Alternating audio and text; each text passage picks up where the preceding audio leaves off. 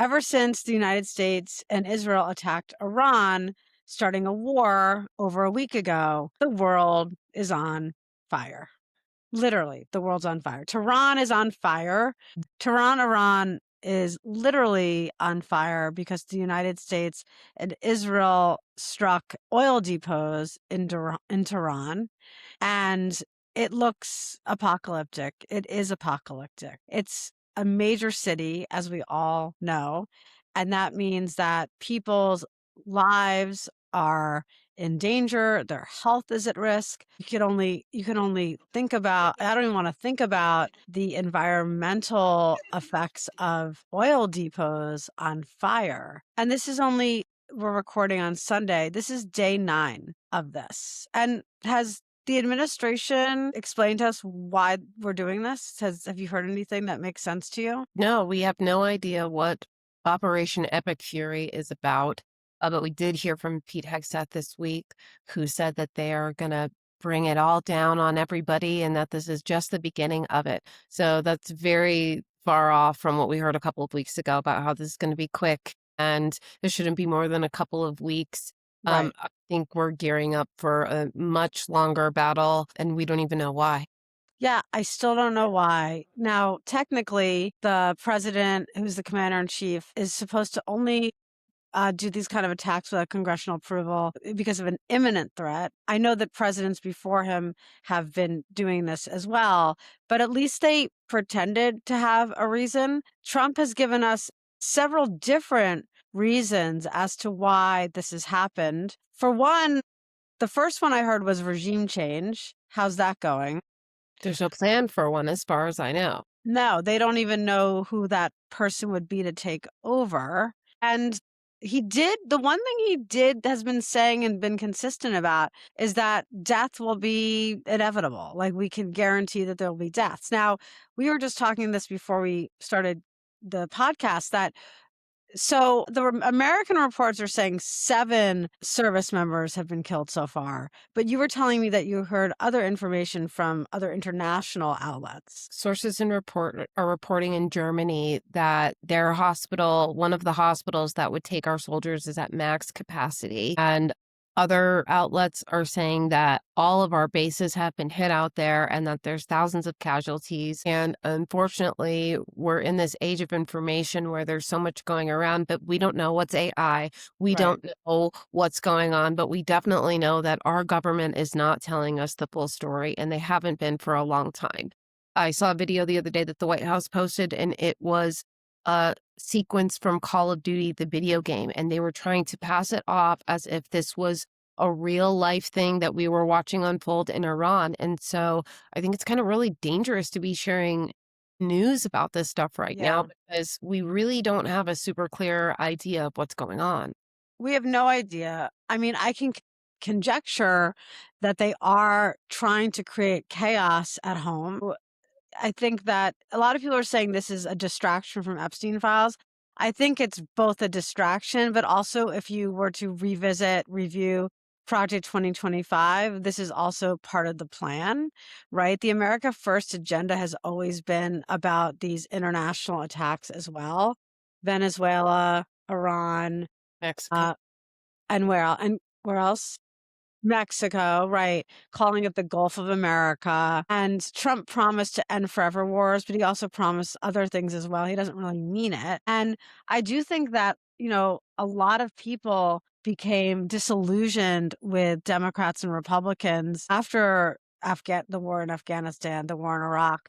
And Trump was appealing to them because he knows what to say to get elected. So he promised his MAGA acolytes that he would end forever wars, knowing that that would get them to vote for him. Just like how he said he would release the Epstein files because he knew that was a big issue for them. He's yet to, we know what he did with the Epstein files, and now he's engaging us in something that could turn into World War III, but definitely a war that, do you see this war ending anytime soon? Well, I don't. And it's not doing anything for Americans at all. Our grocery prices are high. People are getting kicked off their health insurance. People are losing their homes at an astounding rate. Unemployment again hit such a huge loss last month. Gas prices are through the roof. And so the thing that these MAGA voters claimed was the whole reason why they were voting for him, it is all just disintegrating in front of Yeah. their eyes. And so I don't understand how he can continue to get support at this phase. I mean, I if we're really just looking at this, I mean, like, let's put aside the racism and misogyny and, yeah. those kind of things. If we're just looking at these issues that Trump supporters said was the main reason they were voting for him, he's failing at all of them. The stock market is crashing. And so I'm kind of curious to see how they continue to react because, the Trump administration is teasing boots on the ground in Iran. Right. What would that mean for all of our service members and all of the children that have been signed up for the military that are on Yeah. the Republican MAGA side? Are they, I wonder if how they're going to feel about their sons and daughters being sent away on a war for Israel. We don't Yeah. even really know what it's about, What but is it about? Yeah, I still don't know. I mean, it's something that you are right that Israel has been wanting. They've been asking American presidents for decades to do this, and Trump was the only dumb one to go for it, right? And yeah, it's really. I'm honestly really scared. The other thing is like, good luck getting good airfares this summer because I saw a report United is going to be raising their fares because gas prices are going up. So it's going to be a complete shit show. So what we need to do as Americans is stay vigilant because we know what they want to do. And this sounds crazy, but they do want to make it so that it's really difficult to vote in the midterms, right? In New York City yesterday, I was luckily not here to witness this. Jake Lang, the neo-Nazi, or just let's just call him a Nazi, showed up with some of his Nazi pals to Gracie Mansion, and they were looking to, allegedly looking to cause harm to the mayor and the mayor's wife here. It led to all this chaos uptown with counter protesters. And the last time he showed up was Minneapolis. So we know what happened after that, that big surge. So I think that these provocateurs are showing up in cities trying to unleash violence and chaos. So we can't, I advise people to not fall into their trap, right? Like obviously protest them. We can't let them have free reign on our streets, but don't let it get so far as to give this president any reason to order martial law. I think, there's a real threat of us seeing a lot of false flag incidents popping up in the coming weeks and days. The White House keeps talking about it. And so anything that they say, I kind of look at it the exact opposite direction. And I think this would be a perfect example for them to create some hysteria in some of the wild liberal cities that are fine on Yeah. a day-to-day basis that they keep talking about. But the Iranian people and government have made it clear that they are not coming for us. They've actually put a credible threat out on the president's life, but they keep making sure to say that they aren't mad at U.S. citizens because they Mhm. understand it's not us. And so, um, Yeah. be really careful about panic posting as things start to happen here over the next few weeks. I think that they definitely want us in hysteria. And so the best move would be to stay calm and prepared, I would think. Yeah. Verify your sources. Don't repost AI slop like you're the White House or something, because this is a very important time for us to stay vigilant for sure. Yeah.